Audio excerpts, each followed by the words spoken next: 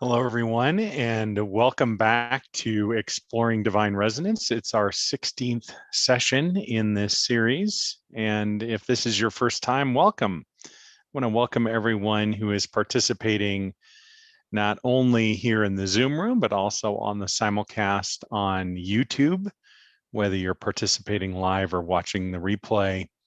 It's an honor to be with you. Our theme for today is the trance of separation. And just to give a little bit of a preview of our time together today in this video, I'm going to open the circle formally here in just a few moments. Energetically, we'll do a little bit of meditating, open into the circle, and then talk a little bit. I'll share a little bit about the trance of separation and perhaps give you a couple things to think about, reflect on in your own life and your experience of the illusion of separation, and perhaps its pull in your life and that trance. We'll talk about it from a couple of different perspectives, from the perspective of stage one consciousness and from the perspective of stage two consciousness. And if you don't know what that means, stay tuned.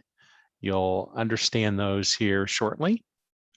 And then we'll open into a deeper transmission together, which you could think of as a meditation or something more. I think probably something more than a meditation is going on. It's when I'm working on an even deeper level energetically with you. That's largely in silence. And then in the third segment is the Q&A. Those of you who have been here for the entirety of the program, you already know about all of this, but I always forget there are new folks joining us all the time. And I thought a little bit of a overview as we get started today might be helpful. For those of you who are watching the simulcast or participating in the podcast, if you'd like to be active here in the Zoom room, you can even do so now and go to exploringdivineresonance.com, add your name and email address, and register for free. You'll receive a login to my online learning platform, the Resonance Institute. You'll find Exploring Divine Resonance in your library. There's a Zoom link there, and you can click on it and participate in the Zoom room. And that's the reason I'm giving you that heads up now, is that's really the only way to participate in the Q&A in the third segment of our time together today. Okay, with that, let's set everything else aside energetically, emotionally, physically, and otherwise. With your eyes closed, breathing in and out through the nostrils, palms to the sky, if all of that is comfortable for you. As always, please don't operate a motor vehicle or heavy equipment of any sort during this or any time we're together.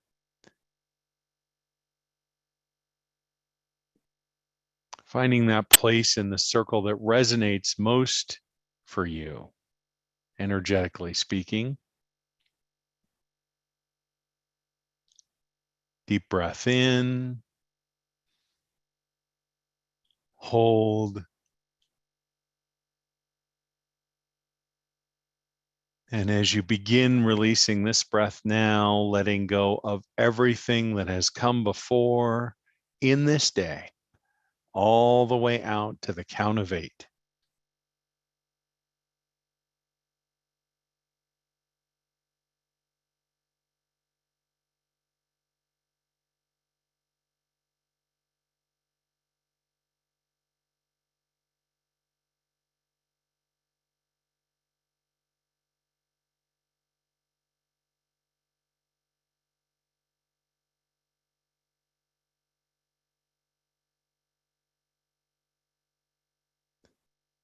Another deep breath in,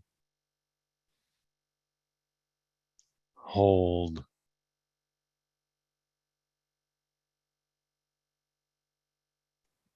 as you begin releasing this breath now, letting go of everything that has come before since we last gathered. It's been a number of weeks. I'm glad you're here, all the way out to the count of 8.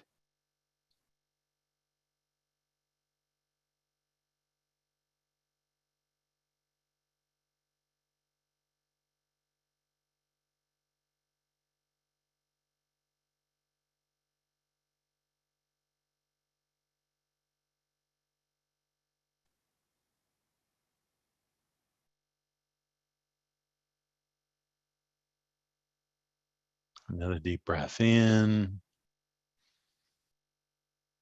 and hold.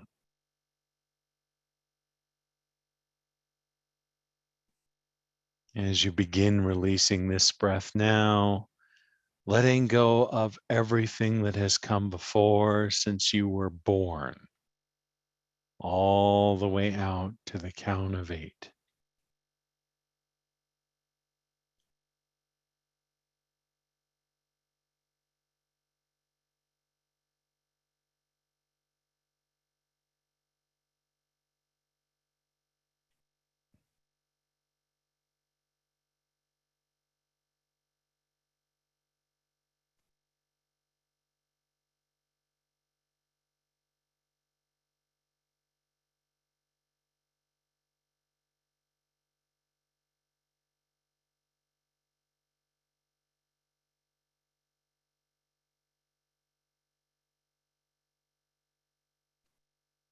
And another deep breath in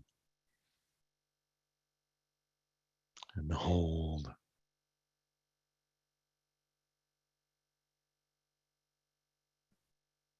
As you begin releasing this breath now, letting go of everything that has come before since the inception of your soul, all the way out to the count of 8.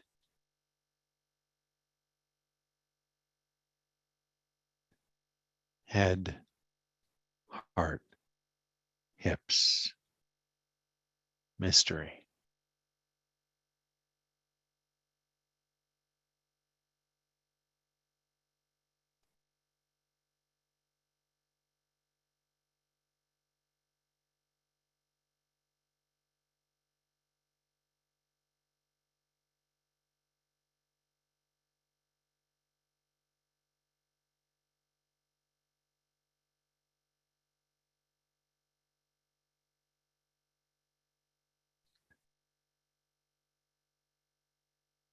See the breath.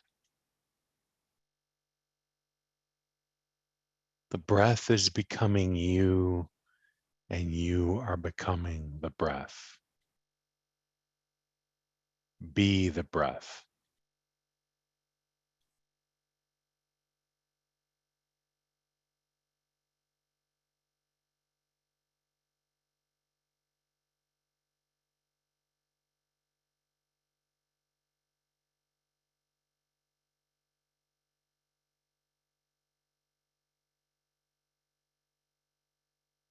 See how the breath of the planet becomes the breath of the cosmos. With each breath, you are connected to everyone and everything throughout all of creation, including that energy that underwrites everything and everyone. The divine, a light originating perhaps at a great distance, yet it draws closer with each breath that you breathe in. Eventually, it is close enough that you can perceive those twin frequencies which together comprise and express as the divine light. The divine itself and the frequency of perfect health. Not just the perfect health that we understand as human beings, physically, emotionally, relationally, and otherwise, but every iteration, known and unknown. The light continuing to draw closer with each breath until eventually it connects in, perhaps initially at your nostrils and then instantaneously throughout your entire being on every level, known and unknown. An invitation extended to each of the smallest aspects of you. Come return to your natural state of alignment and resonance. And with that, the artifacts of dissonance appear to fall away and gather at that universal drain.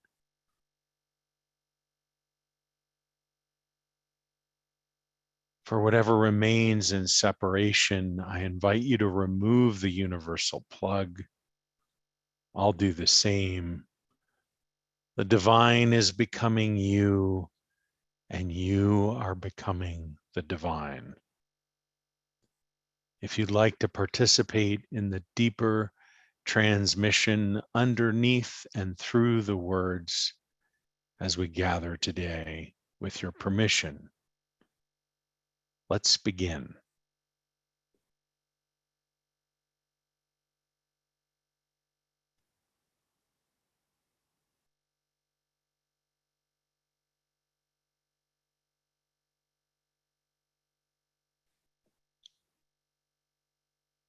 In a way, it seems sort of funny to talk about the trance of separation when the entire focus of our time together is the opposite.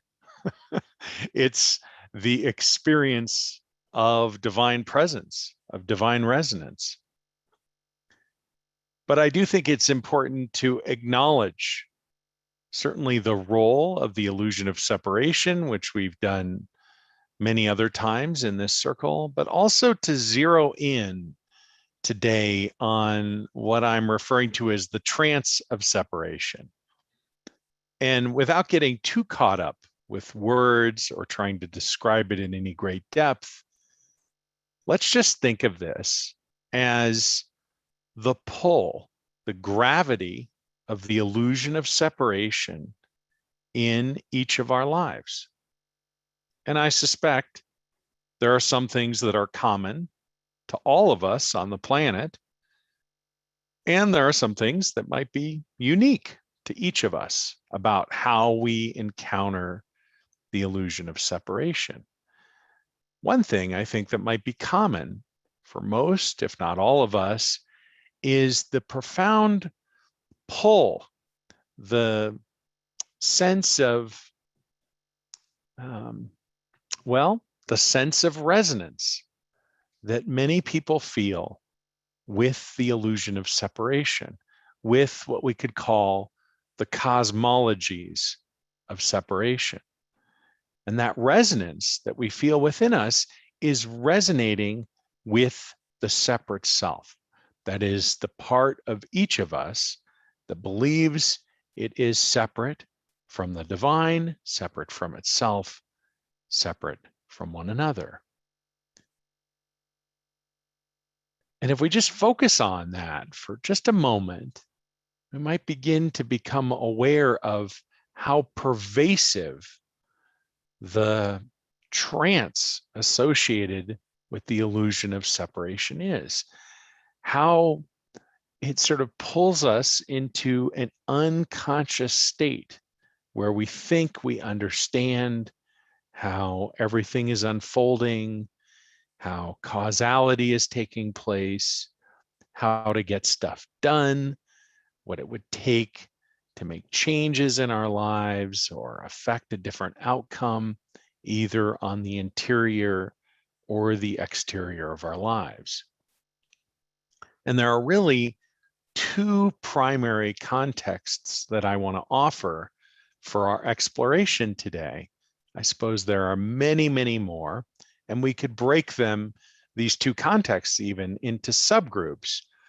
But for the sake of simplicity, I want to see if I can actually offer an overview just of these two basic stages of consciousness. There are stages of consciousness that I believe we all encounter, we all experience. And just to be clear about this, these stages of consciousness are not a problem. They offer a profound opportunity and a gift, I believe. And part of that gift is, and a huge part of that gift, is the invitation to integrate, to make this part of what we are learning and experiencing an aspect of ourselves rather than something that is separate, something that is part of each of us. Another way of saying this is to say an aspect that is unintegrated to an aspect that is integrated. And one way to think about what I refer to as stage one consciousness is as a dominant experience, or an experience that is dominated by disempowered and unintegrated experiences. Now, I could stop right there. We could just talk about what that means, and we could probably spend hours and hours, maybe weeks, months, or even years exploring just those concepts. But for the sake of today, I want to try to encapsulate this headline with some examples of what the trance of separation vis-a-vis stage one, or in the context of stage one consciousness, what that might be experienced as. So here are just a few examples, and you might, if you're not already, you might just close your eyes and reflect on your own life. The stages of consciousness I want to offer to you, or I want to suggest, are much more meaningful and interesting when turned inward than when trying to evaluate or understand somebody else's behavior or where they're at. In the same way, I would encourage you not to try to evaluate your own stage of consciousness critically, as in this is good or this is bad, but more as each of these stages, and there are really 5 stages of consciousness, but 4 I think that are probably meaningful for us, because we're not really consciously aware of, or at least most of us aren't, of the experience that we're having in consciousness when we're born. But most of us can remember probably some experiences from our adolescent years and the years between then and now. And maybe there are some adolescents in the circle right now, and you might be thinking, okay, let's hear more, Ken, get to it. So here we go. Stage one, disempowered and unintegrated. So what does that trance sound like or feel like? Part of that trance is about the pull of the pervasive idea and experience that life is happening to you. Circumstances are happening to you. Relationships are happening to you. And in the context of your life, circumstance and other people have the power, but you don't. And that's probably not a very good feeling at all. It could be a source of a lot of frustration or disappointment or anger or lots of different things. And even though I'm talking about the stages of consciousness like they're entirely delineated, meaning they're distinct, of course they're not. It's like a watercolor painting. You put some paint on, you add some water, the colors all start to bleed together. Sometimes it's difficult to see where one color ends and the next one begins, or a new color shows up on the paper. And so it is with the stages of consciousness. So you might be thinking, well, some parts of my life I have that experience, but other parts I have other experiences. Perfectly normal. The trance, though, for one aspect of stage one, is very much about the power with others and circumstances. And so what might that trance feel like? Could feel like being with other people, sharing stories of how that's true, or listening to somebody talk about how that's true in life. And that trance feels right. You feel pulled into it. Yes, this is true. I am in a disempowered dynamic. Of course, that's not really the language we ever use for ourselves. We say things like, or maybe I say things like, yeah, in that part of my life, I don't have that figured out. And other people do. And I just keep having experiences where I'm just really frustrated with my inability to do anything different than what's been going on for years or decades.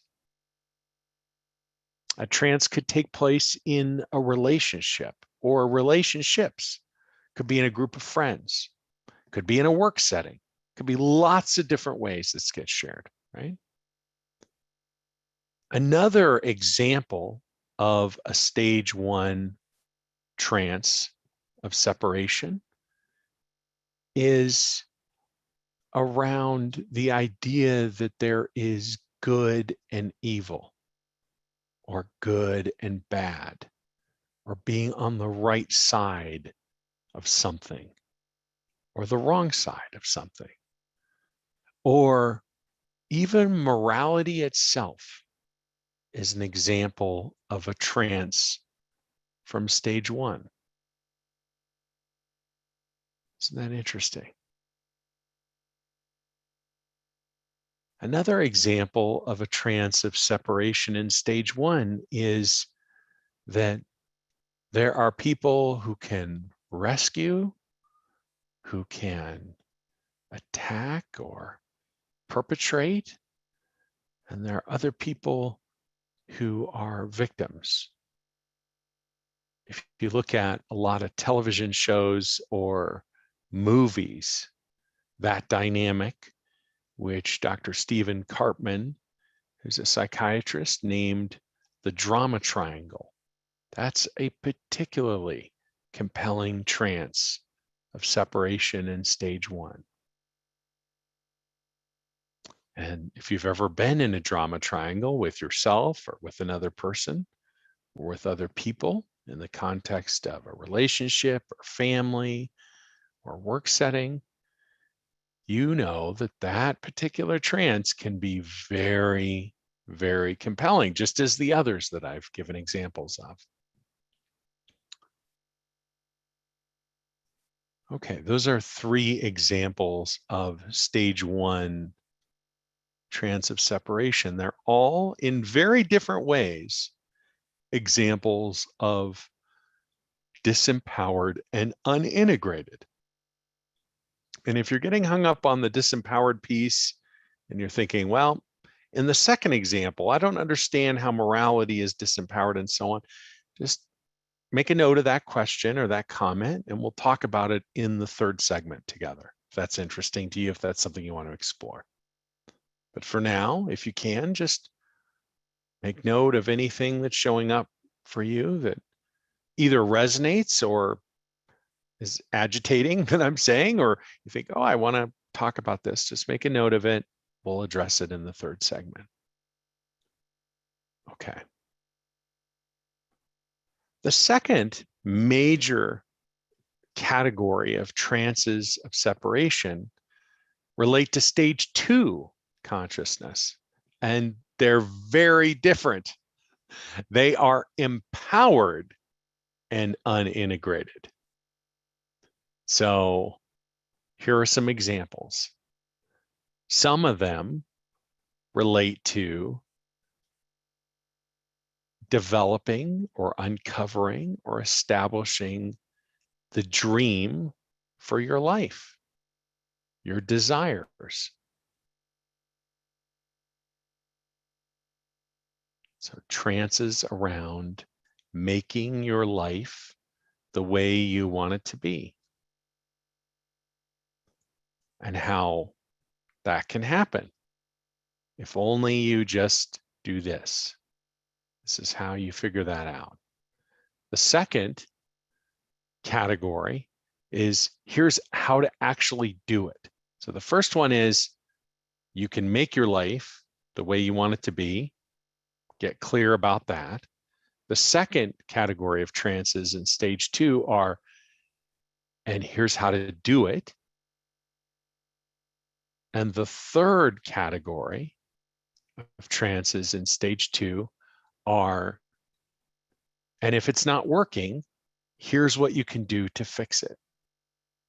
Here's how to refine that process so that your dream can become reality.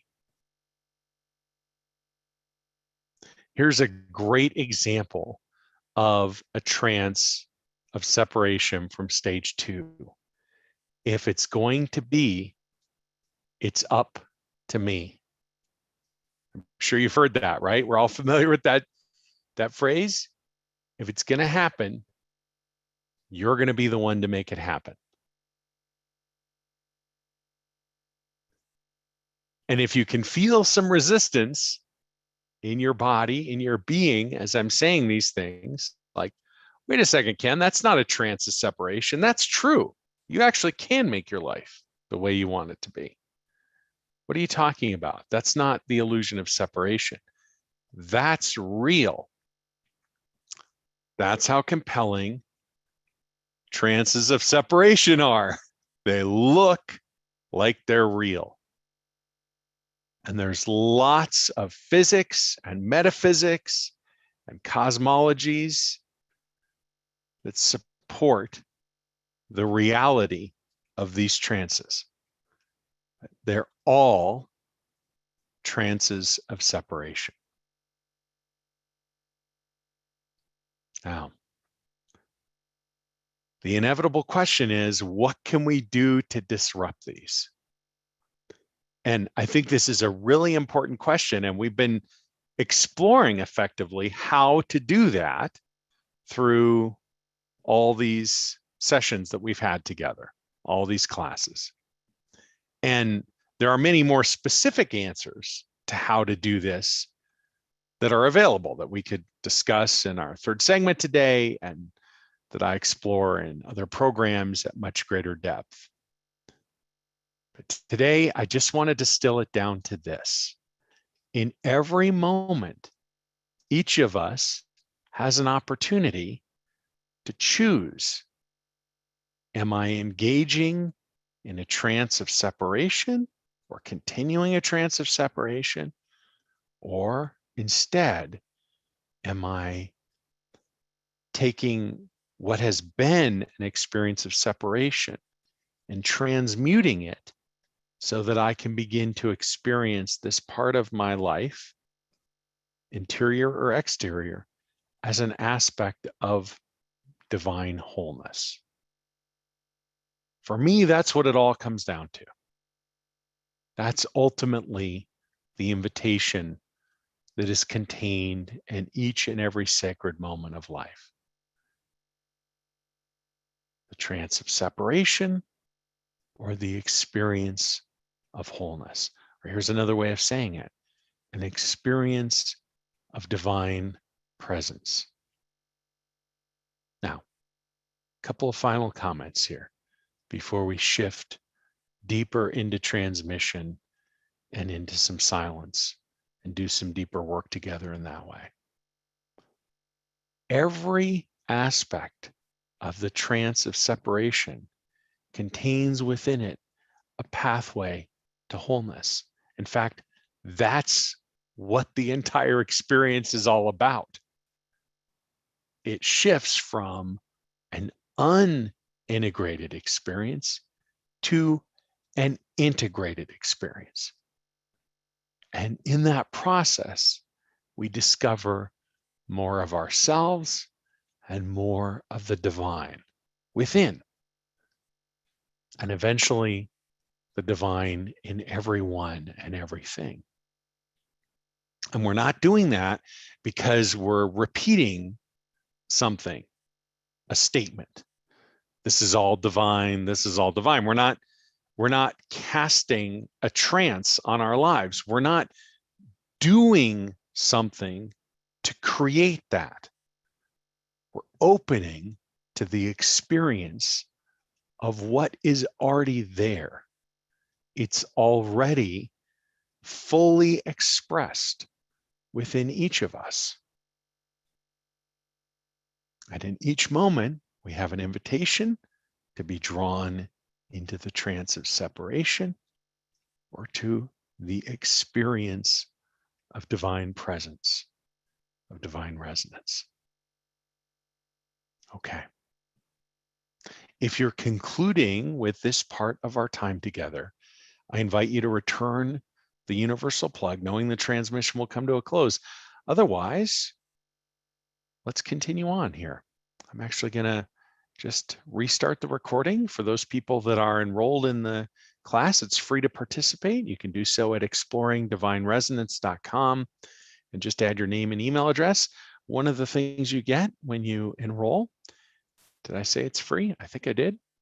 You also get the ability to download each class, the audio and or video from each segment, as well as the transcript from each segment for the entire class. So that's what I'm going to do right now. I'm going to restart the recording, and then we'll continue on with the deeper transmission. I'm glad you're here. It's Exploring Divine Resonance, Class 16, the Trance of Separation. It's an honor to be with you.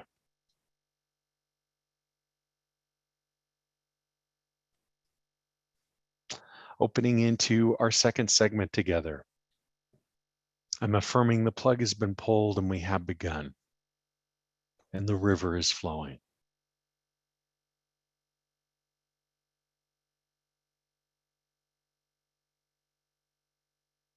Deep breath in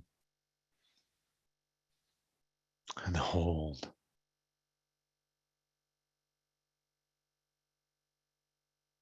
And as you release this breath, let go of whatever ahas, epiphanies, resistance, or emptiness that was part of what came with the first segment, and the words and the ideas and perhaps the thinking and reflection. Release all of that and open more fully to divine presence within. Effectively, it's an opportunity to move from engaging in thinking and feeling to an experience of being, of dropping from the head and the heart down into the hips. And with that, I'll drop language as we move deeper together to explore the experience of divine resonance.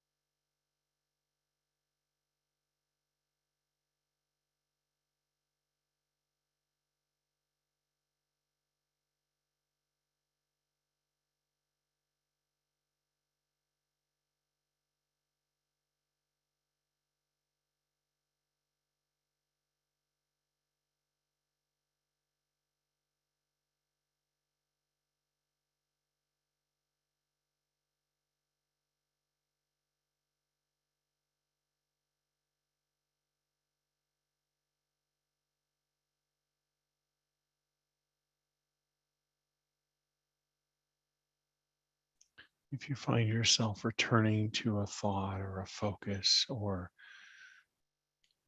an intention, some aspect of your inner or outer life you'd like to see unfolding differently, a healing, I just invite you to breathe that out the next time you exhale and open to a deeper experience of divine presence. In 1 and 2, there's lots of reason to hold those things in awareness, either for protection or to be on the right side of God, to follow God's rules and so on, or to direct the divine, to have influence, to be a co-creator. But in truth, in everything is absolute presence. In you, in everyone, in everything. And the only thing standing in the way of that experience is this beautiful, beautiful gift God has given us, the illusion of separation.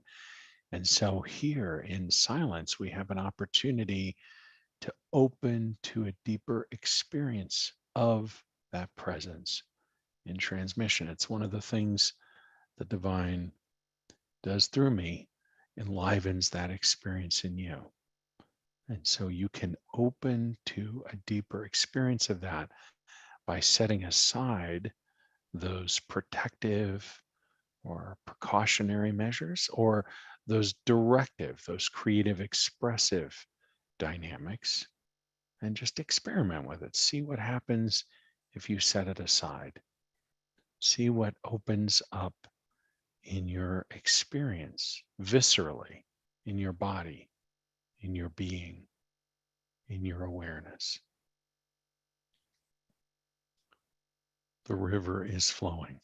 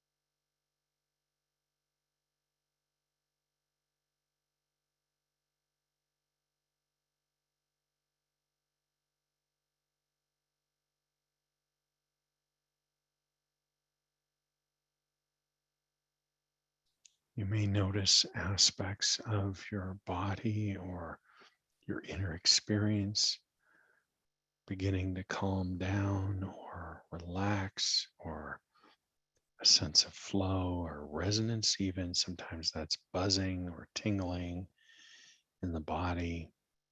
Sometimes there's a sense of something going on in the body, but it's not really a body-based sensation, just a general, maybe intuitive sense of that, or a kind of knowing. Lots of different ways that we can experience divine presence. Beautiful work. If you're concluding with this part of our transmission today, I invite you to return the universal plug, knowing the transmission will come to a close. Otherwise, I invite you to stay engaged as we transition into our third segment together today, which is an interactive segment, an opportunity for you to ask questions, reflect and share, and give voice. We'll open to that here in just a moment. Okay, opening up here, I just want to remind everyone who is on YouTube watching the simulcast. Unfortunately, I can't see your questions in real time. So if you would like to participate, it's really easy to sign up, register for the class, exploringdivineresonance.com, add your name and email address. It's almost immediate. Maybe it takes a couple of minutes. You can continue to watch the simulcast here, even if you're watching the replay. Log in, you have a chance to participate in the next Q&A next time we get together. For those in the Zoom room, if you're new here, welcome. And for everyone else, welcome back. You may already know, it's just to unmute yourself and start chatting. I can see Judy expressing gratitude. It's wonderful to see you, Judy. So you just unmute yourself. It's a self-selection process. You don't need to wait for me. Just unmute yourself and begin asking your question or sharing your reflection. It's an honor to be with you. We'll see where the conversation unfolds and where it takes us today.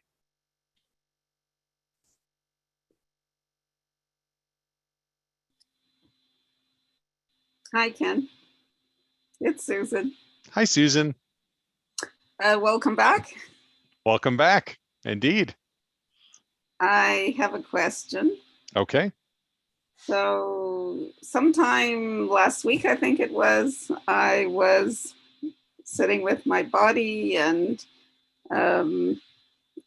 well, I'm not sure how to describe it, but I felt divine presence. I felt good. Everything felt great. And then the next day, I had not a panic attack, that's too strong a word, but I had a memory come up of some trauma that happened that was quite, what's the word? It was quite bad, quite devastating. Okay. So that's when I got the impression, I could be wrong, but the impression I got was that was what you were describing when you talked about being in divine presence or resonance can bring up stuff that's overwhelming. And so I guess my question is suggestions on how to deal with it. Good. It's a great question. So just to kind of break down how I perceive what happened and then sort of spell out the next step, if that's okay, Susan. What I want to point out is that in divine presence, everything is enlivened. So including the dissonance, including the things held in separation, right? Including the stuff that isn't yet transmuted. So another way of saying it is, in divine presence, or in your embodied, when your soul is embodied, in your embodied presence, everything that's you and everything that's not you is enlivened. So in that experience. And it's not literally everything. It's the next stuff that's you're ready to address. Even if you think you're not ready to, it wouldn't be enlivened if you weren't ready. Okay. So, and then when it's enlivened, here's another kind of way of saying this. Okay. Just different perspective. As we open to a deeper experience of resonance, the remaining dissonance appears to become more pronounced. Okay, just another way of saying the same thing. So, how to address this? Soul embodiment is the spiritual practice that will support the transmutation of the trauma that came up. And there are a number of free resources here as part of the class that you can reference that will support you in that. You can go to an embodiment transmission. Basically that's happening every time we're in transmission together, but there are some that are sort of more defined in that way. And listen to the session, play the audio or watch the video. It's not about, I mean, on the video, if you're following what I'm saying, and maybe you're not, and that's fine, go with whatever's going on for you. But my advice is close your eyes and so on, palms to the sky, breathe in and out through the nostrils if it's comfortable for you. So I'm not sure what benefit the video offers at that point, but anyway, video or audio, your choice. And then while I'm witnessing you, while I'm supporting you in the embodied state through that recording, feel as fully as you're able to whatever is coming up around that trauma. Okay, so that's one possible way to address it, utilizing the free resources in this class. If you are a Resonance Institute member or want to become a Resonance Institute member, which is right now it's $97 a month, you have all of the classes that I've taught. And the classes that I would direct you to, both the spiritual mastery and the messenger mastery classes, plus ongoing retreats and transmissions and stuff every week that are live, I would direct you to a couple of things. One would be all the practices around embodiment from the Amplifying Resonance series. Amplifying Resonance is focused on the 6 practices of spiritual mastery, and soul embodiment is the first practice. So I would direct you to soul embodiment practices related to, and there are 2 or 3 versions of Amplifying Resonance in the library. Plus there is a class called Foundations of Spiritual Mastery 1, which was the first iteration of those practices. And there's soul embodiment in that as well. And I would focus in on those. The other resource that I would direct you to there are the deep dive. Well, actually, there are 2 additional resources. One is the deep dive series, which are live retreats that I've been doing now for more than a year, every other week. Those are actually on Zoom. So there are videos and audios and transcripts. And especially in the first, I believe, 6 retreats, at least one time, more than one time, I believe, in those first 6 retreats, we focused on soul embodiment in particular. And in the last 6 months, we've done at least 2 different retreats on transmuting trauma. And what you'll discover in those resources are embodiment transmissions that are between an hour and an hour and a half long in total silence, and discussions, Q&A, probably unlike anything you've ever experienced before, unless you're in the circle, around strategies and the application of the practice. There's another series that's available in the Sanctuary library. The Sanctuary are a series of live transmissions I've been doing weekly since January of 2011. And there's an advanced embodiment series that I think we have 21 or 22 transmissions. And if you go through those in sequence, you will discover not only a process for transmuting the noise and any traumas that are coming up, but so you'll be able to transmute that trauma cycle, and you'll move into a cycle of resonance in a really profound way. And those classes are where they are in the library is outlined in some of the recent sessions, because we've done those recently, or you could email me about that. And the last thing that I completely forgot about is there's a series of soul embodiment sessions that I did as a standalone class. It's also in the Resonance Institute library. I can't remember when I did it. Maybe it was in 2013 or 14, but there are 6 transmissions of advanced embodiment there that are wholly different. If you combine these together, Susan, you're going to be walking on water by the end of it. No, I'm just kidding here. I don't know what your experience of levitation is going to be, but these resources are effectively like a cascading set of resources to support you at a deeper and deeper level of embodiment and transmutation of those traumas that are enlivened as even you sink into a deeper and deeper experience of resonance. The short answer, which I could have begun with, is soul embodiment is the key. And feel the stuff, though. That's the key. Here's something I notice with people in private session. It's very tempting to journal or talk about it. Okay, that's great to get the tap going, to prime the pump, but notice how a description of the feeling is an arm's length. It's actually a way of creating distance from the feeling. So if that's what you got to do to prime the pump, hallelujah, but then stop as quick as you can and get into the feeling. Okay, does that make sense? So do exactly the opposite of what you've done your whole life. The trance of separation says manage, control, and put this away, right? It says I'm going to transcend this limitation, right? I'm going to find a way to address it. I'm going to have mastery over this.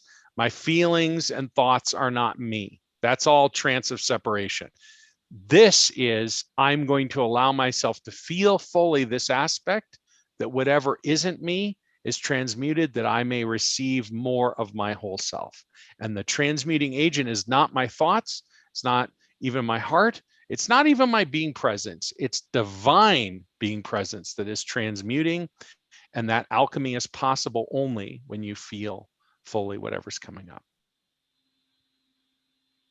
Thank you. You're welcome, Susan. Thanks for the question. Ask a simple question, get a complete answer.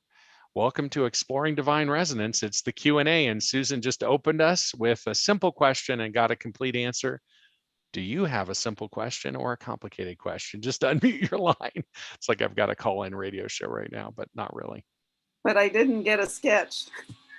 That's right. Look, it's right here. If you want a sketch, I am prepared for a sketch. It's right there. The pencil's all charged. It's set up on the second monitor. I can share my screen just like that. You'll have to ask another question to try to get me to sketch something, though. I don't think I needed one for that. Thanks, Susan.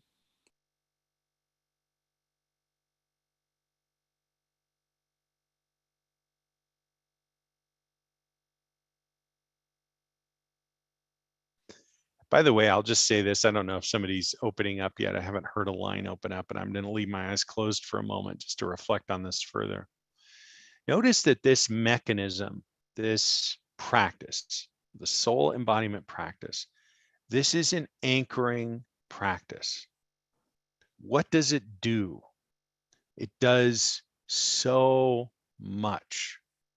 If you think about the trauma cycle, is a dynamic where invisible things are being triggered, either through a deeper experience of resonance or divine presence, which enlivens everything as we've talked about, or triggered through some, external dynamic. A car backfires, The earth shakes, you were in an earthquake and it was a traumatic experience. You're in another one, you remember the earlier experience. There's a traumatizing dynamic. Two simple examples. Of course, there are millions and millions of examples of these things. So whatever is the triggering cause, deeper presence, enlivening something or whatever, there's a triggering dynamic. And then the soul disembodies because it's seeking a resonant experience, right? Unless there's a embodiment practice, the soul disembodies. And with disembodiment comes all sorts of other things, like a sense of anxiety or lack of presence, and mind you, I'm reflecting on this from an energetic or spiritual perspective, not trying to play a medical doctor or a psychiatrist or a psychologist, because I'm not, and I'm not trying to replace those areas of expertise at all. I'm simply adding a spiritual perspective here.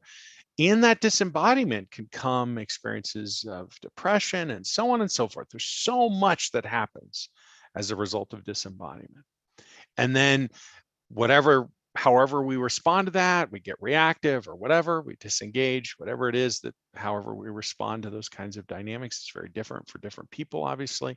And then at some point, we've, expressed enough, and then there's a return to a more resonant experience, and we sink in at a deeper level, we become more present. The flowers are out blooming again, the sun is shining, and boom, we trigger the thing gets triggered. It's like an invisible trip hazard, these traumas. And until we take an active soul embodiment practice, until we engage in that practice on a regular basis, that dynamic dominates life. And the trance of separation tells us all sorts of reasons. Here's why this is happening. This is causing that. If you just do this and that, and there's all this movement. It's like trying to learn how to dance with somebody trying to change your body in the mirror in the dance studio rather than helping you move your body in a different way, right? The mirror, there's not a lot going on there, and it's very difficult to actually transform anything. Effectively impossible. Ultimately, we discover, we try all these different things, can't address it. Come to soul embodiment, bang, these things get transmuted. And then as we step into or open to this deeper experience of presence, all these other things begin blossoming in our interior experience. The mystery of divine presence, the miracle of divine presence, just all sorts of spontaneous expressions. Among those, God's expression as you. We could think of those as your spiritual gifts begin expressing. I mean, it's absolutely profound. So on any level, at any level of measure, soul embodiment as an anchoring spiritual practice has a profound impact on life, on every interior and exterior aspect of life. It supports not only at the beginning, but in very, very advanced integrated experiences and opening up into union consciousness and much more. It is the key. It is definitely the place to begin. Okay. Other than that, I don't have a lot to say about soul embodiment. Maybe you have a question about soul embodiment or something else. I'll sit in silence until a question comes into the circle here. I'm glad you're here.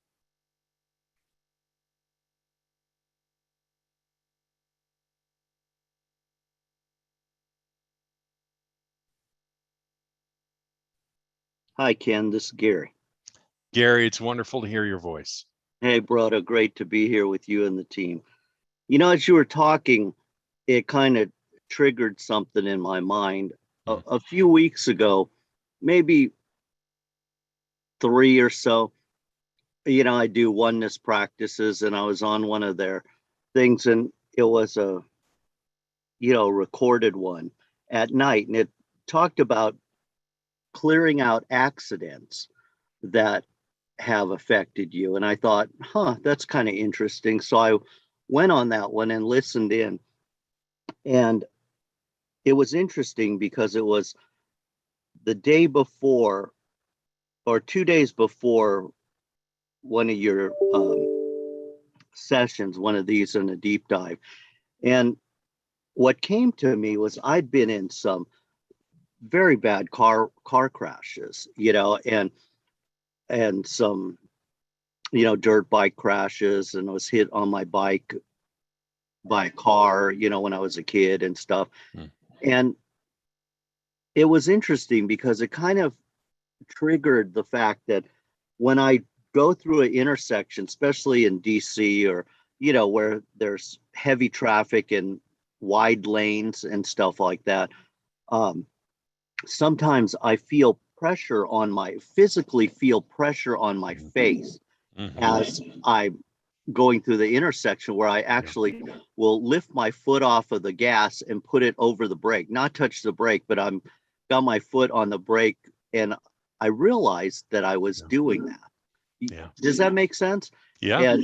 And it was like, and I could feel the pressure on my face, like, nose, eyes, forehead, like bam, from the crash. And one of the crashes, I don't even remember what happened. My friends tell me that they took us out on boards. I was riding with my cousin, and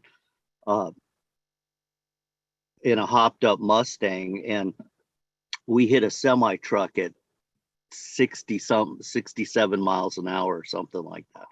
And he said, he remembered everything. And he said, my last words were, "Oh shit, we're gonna crash." And it was like, bam, I don't remember anything of it to this day. And that was decades ago. I'm 59 now.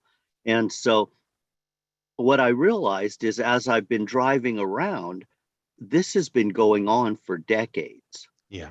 And so the fact that it made me aware of it, I started thinking about that. And then I thought, in the deep dives and in the sessions, and then in that last one where you weren't here and we were sitting, and I was with Tracy and then Angelica, and then the next deep dive and stuff. So that's been coming up. And I noticed, as I've been driving around, I don't feel that all the time like I used to.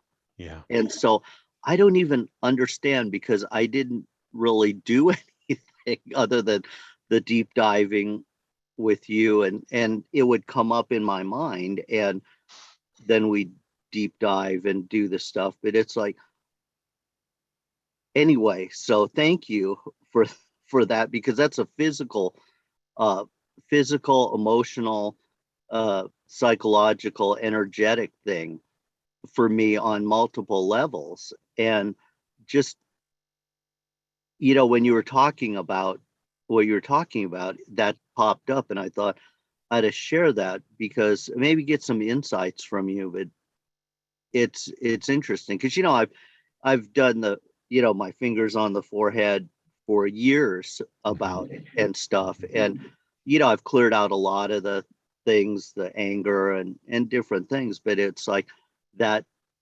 one piece that had been like sitting instead of the back of my mind, in the front of my mind, but not physically, or not thinking, oh my God, I'm going to crash, not like that, but just that energy going through those through the big intersections and stuff, in the DC metro area. So anyway, so thank you.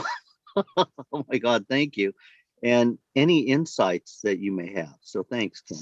Yeah, thanks, Gary. And I mean, it's wonderful to hear about how much or how deeply that is changing and affecting your experience. I think one of the things that, in a very positive way, I mean, it's wonderful to hear that.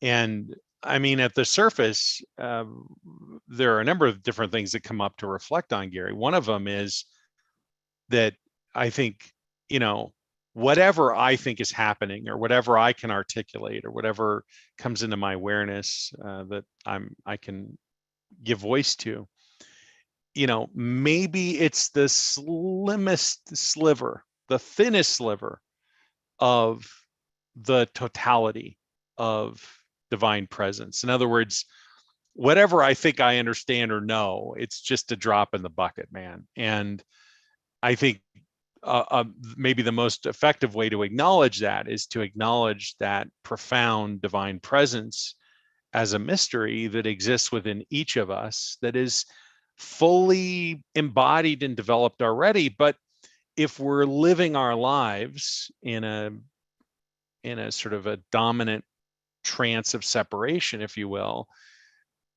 we don't have an experience of that very often.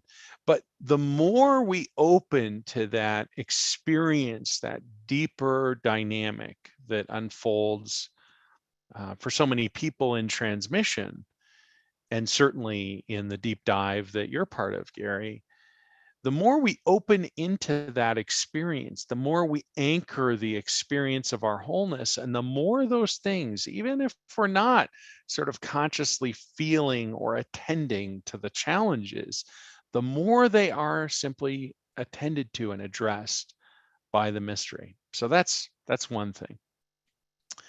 Another thing is this is really about appreciating and celebrating all sorts of different modalities and approaches for addressing challenges. You know, you're talking about tapping, maybe you're referring to EFT as an approach for addressing this and clearing this over time. But notice the difference between a modality, and I'm not trained, I'm not an expert in EFT at all. I've worked with a number of people who have done EFT, even EFT experts, had the privilege to work with some of them in private session and so on. But notice in EFT, at least my understanding, there's a focus on what you're consciously aware of. You're trying to, or you're going through a process for addressing that thing. And if you think about a traumatic event, I understand this is a mixed metaphor, but just, I'm sure you'll be able to hang with me, Gary. I'm always telling these in the circles you're part of, but if this is your first time in the circle, this could be kind of a messy illustration, but just stick with me. I think it'll make sense in the end. Think of a traumatic event a little bit like a car wreck, okay? In the sense that in a car wreck, there are, let's say, parts of the body of the car that are dented, and maybe the engine, you know, got crunched up, and, you know, there's stuff that's visible. In other words, if we go to a mechanic, the mechanic can look at the engine and say, well, this needs to be rebuilt, or we just need a new engine. We can go to a body shop, and they're experts in the fenders and so on and so forth, right? You get the whole metaphor here. So, and those examples are visible based on the individual's expertise. Mechanic is an expert in the engine, a body shop in the body, so on and so forth, body of the car in this example. But there's this sort of thing, and I get that this doesn't really make sense, but just hang with me for a second. There's this other thing that is shattered that runs through every part of the being, and I'm going to use the windshield, even though it doesn't run through every part of the car. But the windshield is invisible. Let's just say in this example, the windshield's invisible. So even though we might have somebody who can restore the body of the car and restore the engine, no one is really looking at the windshield because they don't see it. They see the fender and they see these other effects of the thing. But when we go to this sort of deeper experience of divine presence, the windshield is restored. But it's not even really restored, because in the traumatic experience, I have, or you have, or anyone has this experience that the windshield got a crack or it's shattered, but that's in the illusion. And so in the illusion of separation, even though there's this very real traumatic experience, it's illusory that something has shattered at this deeper level. But we experience it as real, right? So when we go to this deeper level, in the deep dive and transmission in this circle, and in so many other ways, when we sit together, that deeper experience, there's not a windshield repair process going on. There's an experience of the windshield as whole, and not the projection of the windshield as whole, right? I'm not sitting here trying to imagine every possible version of the shattered windshield. You know, Gary, when he goes into an intersection, holds his breath. I'm not aware of any of that. In fact, I can feel the resonance in my hands and my feet and in my entire body. And that's representative of what's going on collectively in the group. But each of us is having an individual experience, probably very, very different. And so it's not about me projecting that or imagining the windshield is not shattered. It simply isn't. And although you may have had an experience of your metaphorical shattered windshield, when we're sitting at depth, when we're in a very deep place of resonance together, or you're in that place individually, that experience becomes a dominant anchor. And eventually that is the experience. And it's not because we deny the traumatic dynamic. In fact, if we become aware of it, we experience it fully. It's that this experience of wholeness becomes more dominant than the trance of separation. And so the more that we sink in, the more we practice, the more we are being in that space, not because we thought our way there, not because we said mantras or uttered things or held intentions or any of these other very profound and powerful things that are especially impactful and relevant in stage 1 and 2, but have much less impact in 3 and eventually become a glass ceiling we have to shatter and leave behind. The experience, the visceral experience of wholeness, which is naturally erupting and being enlivened when we're sitting in divine presence, that becomes the dominant dynamic, and it naturally, effectively consumes, it transmutes. It's like a very, very hot fire that consumes everything it touches. And the things that it consumes, it transmutes, that it burns up, are all the things you're not. The traumas, the shattered windshield, the need to take a deep breath or feel this. It's not even a conscious process. It's unconscious. It's the shattered windshield. It's not the bent bumper or the broken engine. It's not that stuff. It's at a deeper level. It's something that runs throughout your entire being. And when you're in that deeper state of wholeness, that experience begins to dominate. It's the reason why I refer to being in session together in transmission as a cumulative process. The more we do it together, the more we sink in, the more frequently we do that, it builds on itself. And so as that builds, so if we do this today for, whatever we're in transmission, I mean, all told, including talking time, maybe it's a couple hours, hour and a half, something like that. Well, tomorrow we're going to be together in the deep dive. We'll be together probably for 4 hours for the deep dive. We'll probably be in silence for an hour and a half of that, maybe longer, maybe 2 hours of that. And that, over time, having that experience over and over again, it's this exponential expansion of the wholeness. That becomes the anchor to which we experience life from. And when the trance of separation is expressed and those aspects that are held in separation are enlivened, show up in our lives, the fire's hot. The transmutation is happening immediately. There's no deeper process necessary because we are living the deeper experience of our wholeness. Again, it's a long explanation, Gary. I'm just going to check back in with you if you're available to see if these things are resonating, if anything else is coming up for you to reflect on or ask about. Wow, that makes a lot of sense, Ken, because actually as a kid, I built with my dad, mini bikes, go-karts, hot rods, four-wheelers and stuff, did body and fender work and painted my vehicles and did engine work. And, that really makes a lot of sense because in a crash, my dad would always say, because he worked on airplanes and stuff, big jets.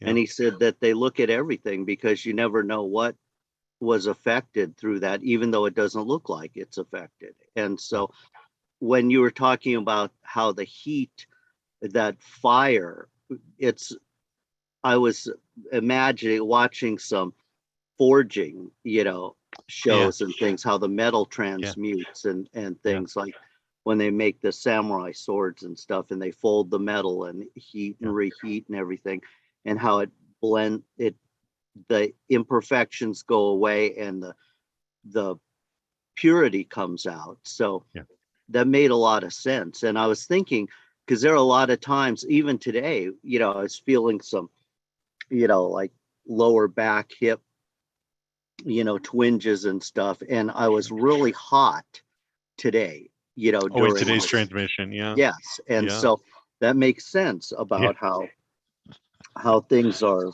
Yeah. shifting, transmuting, and all of that, because I noticed that the twinge isn't there anymore. So, Right.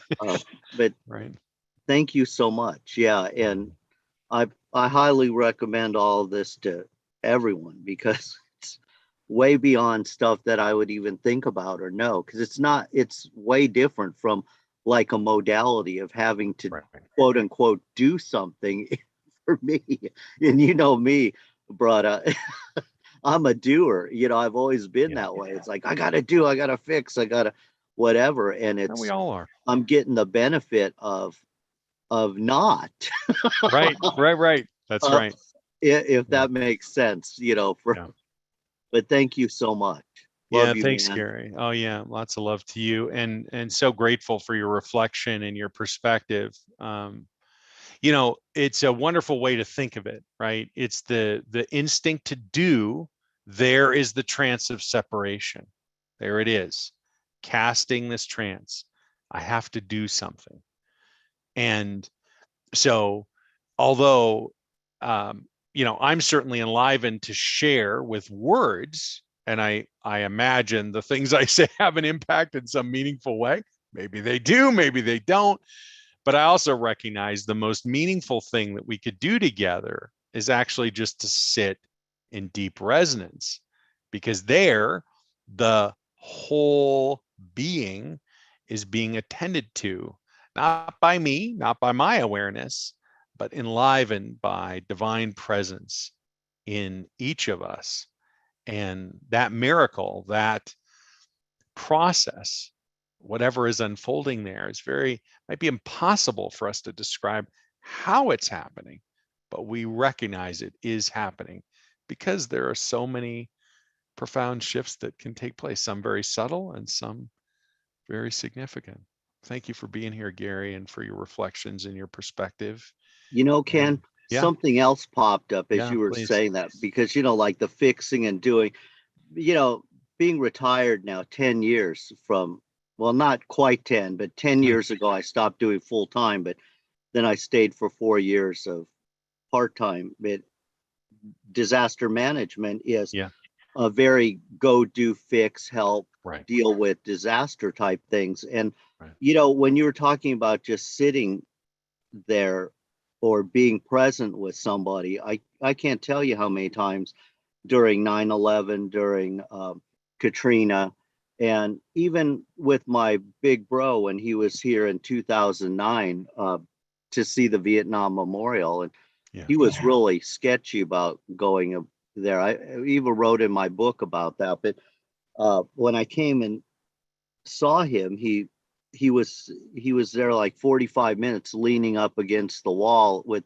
holding the rubbings of some of his buddies' names in his hand. And yeah, I walked up. There weren't a whole lot of people there. And he looked up and uh, said, "Hey," and I looked down at him and said, "Hey," and we sat maybe a foot apart from each other, with our backs against the wall, just sat there for at least another 30 minutes or so with no words or anything. yeah. And then he looked over at me and he hit me and he says, "Hey, thanks, good talk." And we got up and walked away. And he never Yeah. looked back, but he was done with it. And we never spoke about it or anything until right before he died in 2014 when I was with him on Oahu.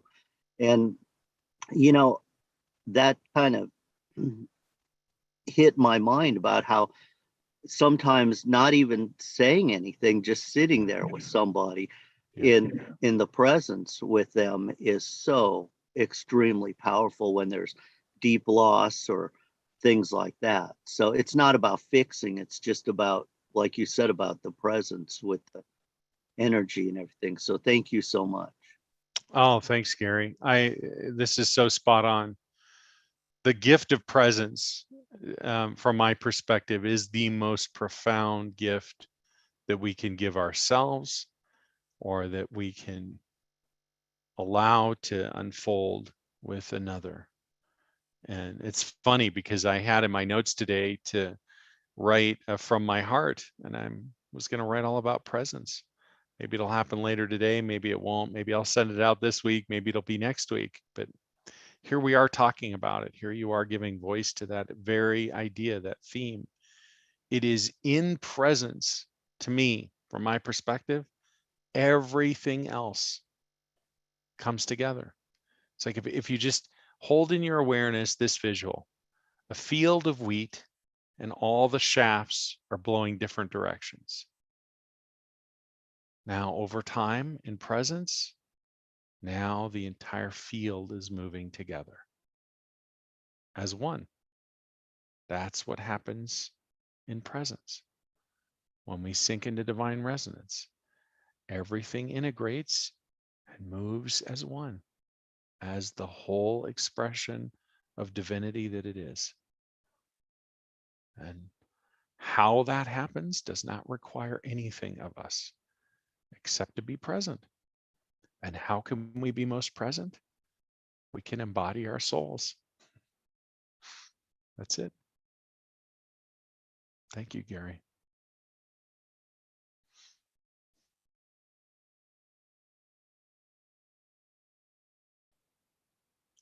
If there's anything else coming up, I'm happy to hold the circle open just a little bit longer if there are any other reflections or questions in the circle today. Such an honor to be with you. I'm glad you're here. So Ken, just to Brian? be sure, a curious question, is presence the same as soul embodiment? Or is there a difference? Well, think of it this way. Soul embodiment is a description that makes sense in separation, but not in wholeness, right? In truth, our souls don't disembody, right? So think of it this way. Soul embodiment from the perspective of separation leads to an experience of presence, which always is. The presence is what is happening all the time. Divine presence always is. Soul embodiment is a wonderful way to open to that experience. Okay. All right.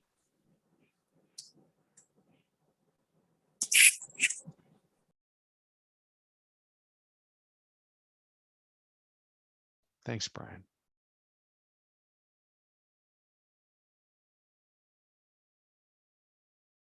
Anything else coming up today to reflect on, to give voice to ask about?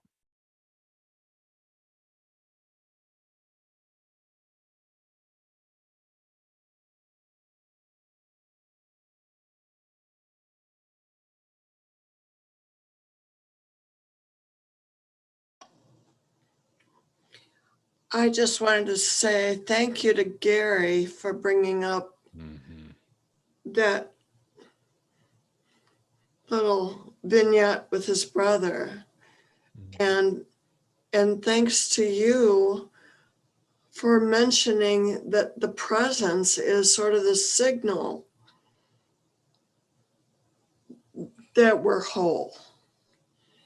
And I think that those quiet moments that we have with our friends, our families, you know, that we're so quick to like move right across it, are actually so special. So it's being that presence with another in that little quiet moment. Or maybe it's longer, like with Gary's brother for a half an hour. That's great. So thank you. I appreciate that. Wonderful, Judy. It's wonderful to see you and hear from you. Thanks for being in this circle and for your presence and your reflection today.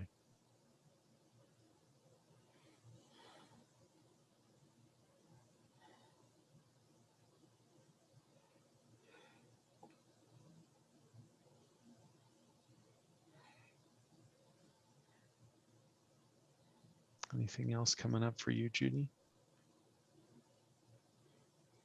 No, I'm just enjoying being here in the circle, in the quiet. Yes. Wonderful. It is lovely, isn't it?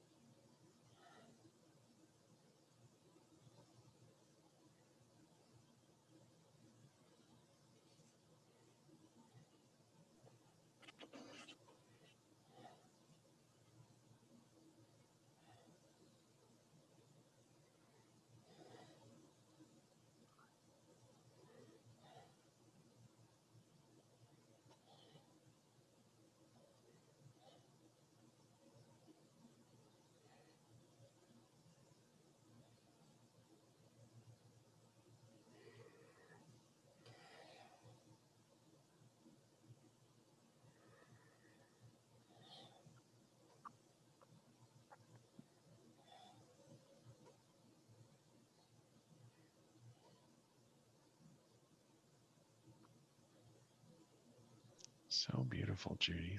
Thank you for the occasion to appreciate this in this way with you and with everyone here, and for being part of this circle.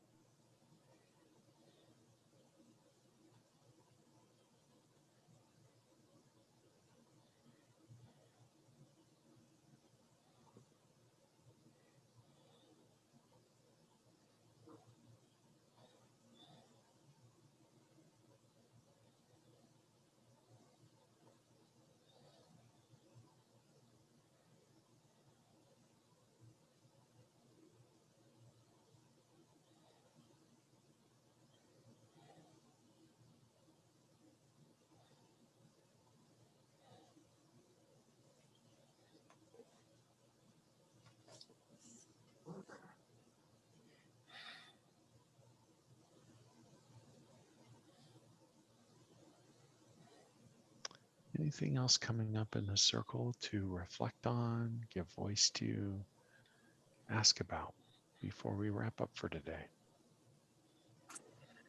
I have a question. How do you define formless? I mean,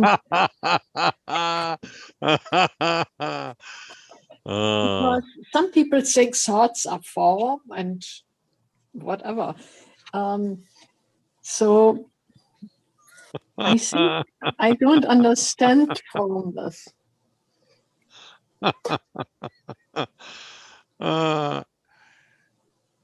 Angelica, you're so funny. You are so good at bringing up the big question, aren't you? Well, how do I define the formless? It's undefinable. That's how I define it. I think that if everything that exists is either the form or the formless, that's enough. I want to stop there. I don't want to take it further. Do you have something you're thinking about in particular? Yeah, for example, is a thought form or formless? Is love form or formless? I suppose the answer to both is yes. In both things, form and formless? Sure. I mean, ultimately, I'm just, it's like we're quickly going to masterclass mode here, but fine, let's do masterclass. I don't think there's a difference between the form and the formless. So That's my honest reflection and answer to your question. Delineating the two is sort of interesting, kind of like the stages of consciousness are sort of interesting, but they're ultimately not meaningful to my perception. Care to comment? So an element, whatever you, from a chemical point of view, would have form and formless in it, has an electron Yes. or whatever Yes. in it, and also space in between. Yes. And so everything is form and formless? Or is it, if we can feel it through our senses, does it become form? Because that's how we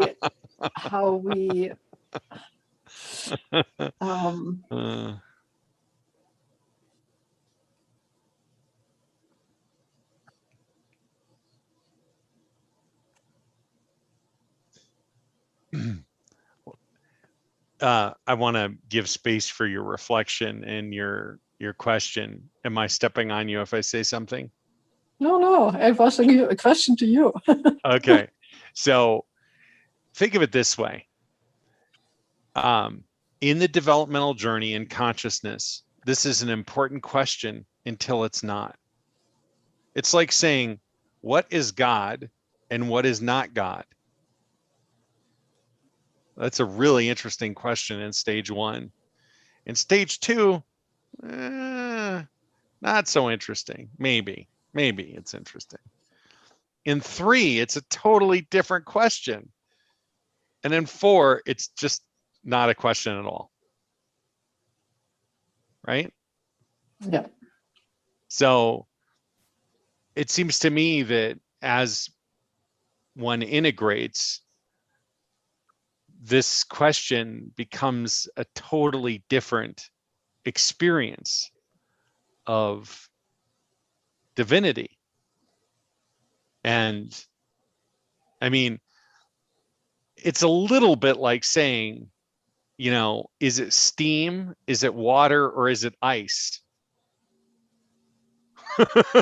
If you understand what I'm trying to say. Mm-hmm. You know, well, I mean, if it's important, sure, it's steam or it's water or it's ice, but isn't it all the same thing? Right. I can't feel the difference between it, but we had this meditation where I tried to figure out when I was formless and when I was form. I couldn't figure it out. Exactly. There's nothing to figure out. You are both the form and the formless.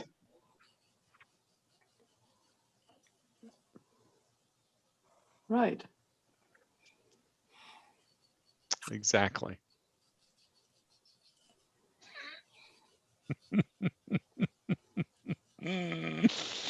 Exactly.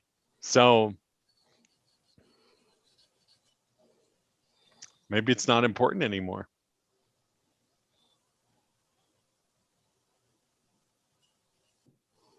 So the words distinguish between something which doesn't exist. Well, I would say it this way. In some stages of consciousness, in certain perceptual views, it's an important question, but in others or another, it's not. And if it's an important question, then the statement, you are both the form and the formless, is befuddling and agitating. And if it's not anymore, it doesn't matter. Okay, thank you. Thank you. Up in the game every step of the way. Thank you for being here, Angelica.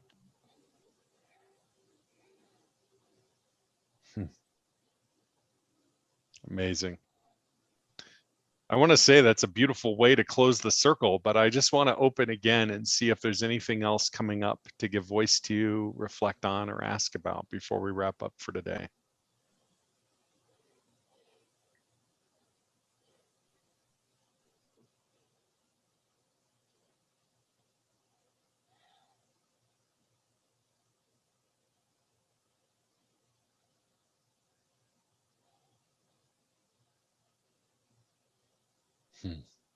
Okay. Let's take a deep breath in. Hold. And release out to the count of 8. And as you do, let it all go. There's nothing to contain. There's nothing to hold on to. There's nothing to be. There's nothing to think. There's nothing to feel.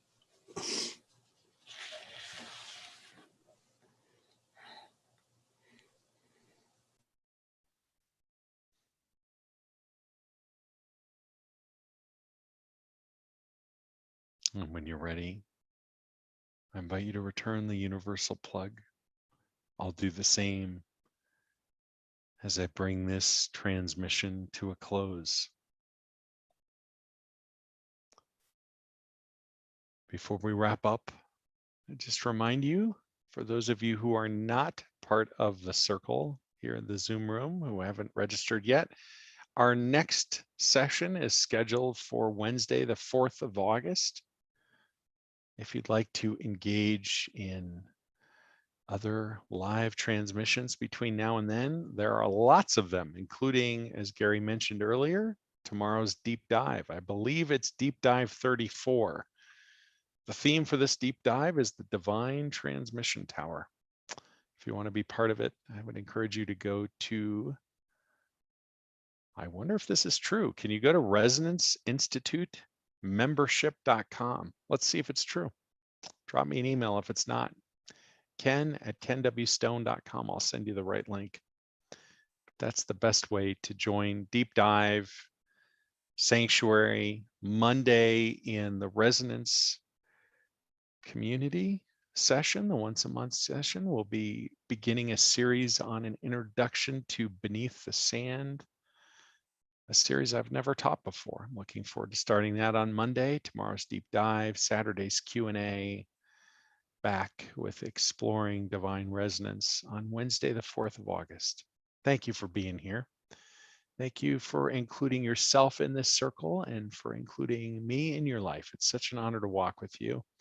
As you've experienced today, it's an amazing group. And there are wonderful, amazing questions. And the conversation just keeps getting deeper and deeper. And in this circle, somehow we only just barely scratch the surface. So if you'd like to go deeper, so many opportunities to do that. And I'm grateful to scratch the surface with you. It's so much fun. Thank you for being here. Until we're together again very soon. Peace. Bye for now.